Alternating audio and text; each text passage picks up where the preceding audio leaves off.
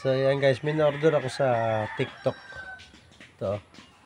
May order ako sa TikTok na glue. Hirap basahin eh, yung inchik. Ito yung dumidikit kahit doon sa mga putol na bakal. Yun yung kanilang yun ang kanilang ginagawa. Kaya umorder ako ito sa TikTok. Subukan natin guys dito. Ito, kung talagang didikit. Yan. Pag didikitin natin ito. Ito, lagyan natin. Napiki ata ako dito eh. Subukan natin lagyan to. Oops. Ayan. Kapatong natin to isa. Talagang didikit siya.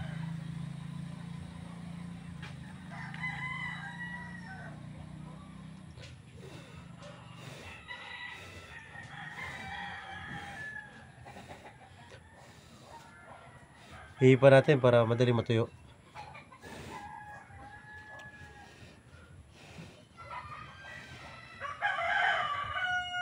Tapos itong isa, patungan din natin. Lagyan din natin to. Yan.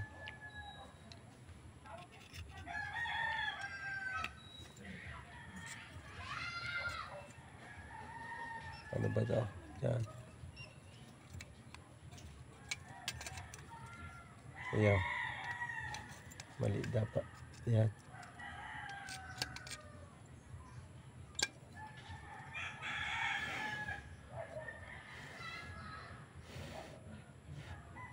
Parang parang totoo. Kumabit na nga. Walang magnet to guys, walang magnet to. Ayaw doon sa lata. Pero ito itong bakal, ayan nakakabit na siya oh. Tiya, kaya na magkahiwala yan. Kaya na bumitaw Legit guys, legit. Order na kayo kung may putol kayong mga bakal dyan ayan Ayan dumikit talaga siya Pati sa kamay ko dumikit. Dapat pala wala masyadong mapagpatamaan ito kaya hindi ko napadikit Tanggalin ko ulit guys tanggalin ko ulit. Ito. Yan, Tapos idikit naman natin dito sa kabila, dito sa walang sa walang pahid. Dito. Galing nitong to. Galing nitong glue na to. Ayos na ayos. Ito naman sa kabila, ito. Yan.